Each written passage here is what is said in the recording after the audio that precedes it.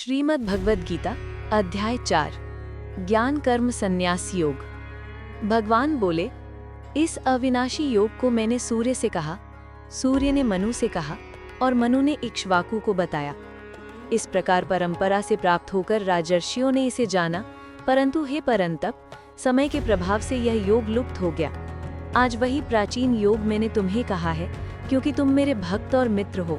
यह उत्तम रहस्य है। अर्जुन ने कहा, आपका जन्म अभी हुआ है और सूर्य का जन्म बहुत पहले, तो मैं कैसे मान लूं कि आपने आदिकाल में यह योग कहा था? भगवान बोले, हे अर्जुन, मेरे और तुम्हारे अनेक जन्म हो चुके हैं। मैं उन सबको जानता हूँ, परंतु तुम नहीं जानते। यद्यपि मैं अजन्मा, अविनाशी और समस्त भूतों का ईश्वर हूँ, फिर भी अपनी योग माया से प्रकट होता हूँ। हे भारत, जब जब धर्म की हानि और अधर्म की वृद्धि होती है, तब तब मैं अपने आप को प्रकट करता हूँ। साधु जनों की रक्षा करने, दुष्टों का विनाश करने और धर्म की स्थापना के लिए मैं युग युग में प्रकट होता हूँ। हे अर्जुन, जो मेरे दिव्य जन्म और कर्म को तत्व से जानता है, वह शरीर त्यागने पर पुनर्जन्म को नहीं पाता, बल्कि मेरे धाम को प्राप्त होता है। राग, भय और क्रोध से रहित होकर, मुझ में स्थित होकर, मुझ पर आश्रित होकर बहुत से लोग ज्ञान तपस्या से शुद्ध होकर मेरे स्वरूप को प्राप्त हुए हैं। हे पार्थ, जो जैसे मेरी शरण आता है, मैं भी उसे वैसे ही फल देता हूँ। मनुष्य सब प्रकार से मेरे ही मार्ग का अनुसरण करते हैं। इस लोक में कर्मों की सिद्धि चाहने वाले लोग देवताओं की पूजा करते हैं, क्योंकि कर्मजन्य सिद्धि मनुष्यों में शीघ्र मिल जाती है। गुण और कर्म के अनुसार 4 वर्ण मैंने रचा है। यद्यपि उसका कर्ता मैं हूँ, फिर भी मुझे अकर्ता और अविनाशी समझो।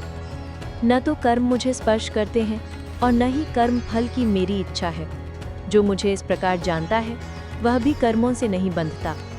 इस प्रकार जानकर प्राचीन मोक्ष चाहने वालों ने भी कर्म किया है, इसलिए तू भी उन्हीं के समान कर्म कर। कौन सा कर्म है और कौन सा अकर्म है, इस विषय में ज्ञानी भी मोहित हो जाते हैं। इसलिए मैं तुझे कर्म का ऐसा रहस्य बताऊंगा, जिसे जानकर तू अशुभ से मुक्त हो जाएगा। कर्म क्या है, विकर्म क्या है और अकर्म यानी निष्काम भाव से किया गया कर्म क्या है, यह समझना चाहिए, क्योंकि कर्म का मार्ग बड़ा गूढ़ है। जो मनुष्य कर्म में अकर्म और अकर्म में कर्म देखता है, वही सच्चा ज्ञानी है। वही सब प्रकार के कर्म करने वाला होता है। जिसके सभी कर्म संकल्प और इच्छा से रहित हैं और जो ज्ञान की अग्नि से कर्मों को भस्म कर देता है, उसे ज्ञानी लोग पंडित कहते हैं। जो मनुष्य कर्म फल की आसक्ति को छोड़कर नित्य संतुष्ट और निराश्रित है, वह कर्मों में लगा हुआ भी वास्तव में कुछ नहीं करता। जिसकी कोई आशा नहीं, मन और आत्मा संयमित है, जिसने सब प्रकार के संग्रह त्याग दिए हैं, वह केवल शरीर निर्वाह के लिए कर्म करता हुआ पाप को प्राप्त नहीं होता।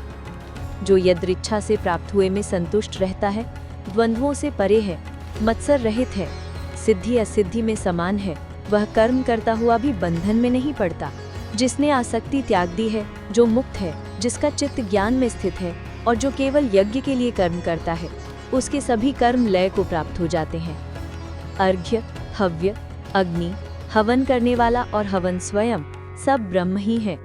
ब्रह्म भाव से कर्म में लगे रहने वाले को ब्रह्म ही प्राप्त होता है।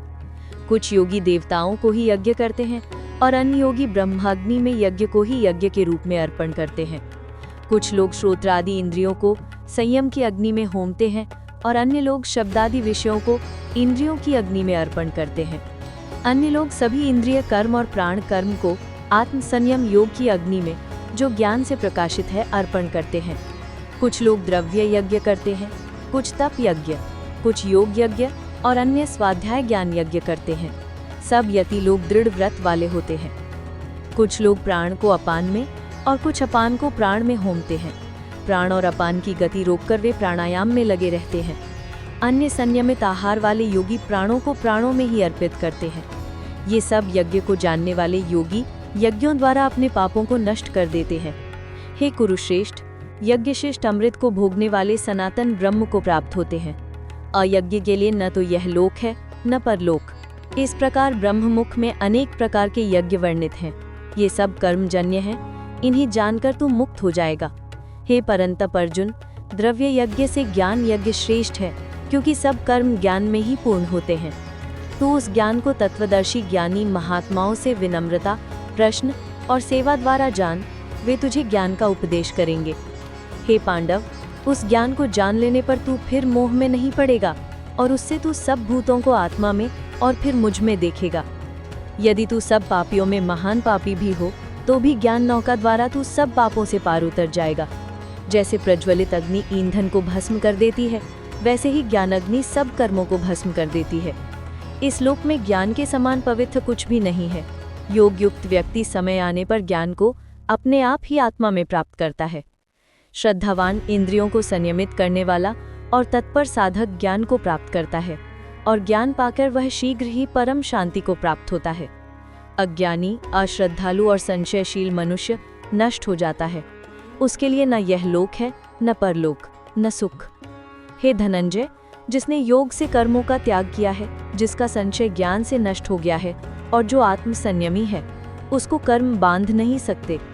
इसलिए हे भारत, तू अपने हृदय में स्थित अज्ञानजन्य संशय को ज्ञान की तलवार से काटकर योग का आश्रय लेकर खड़ा हो जा।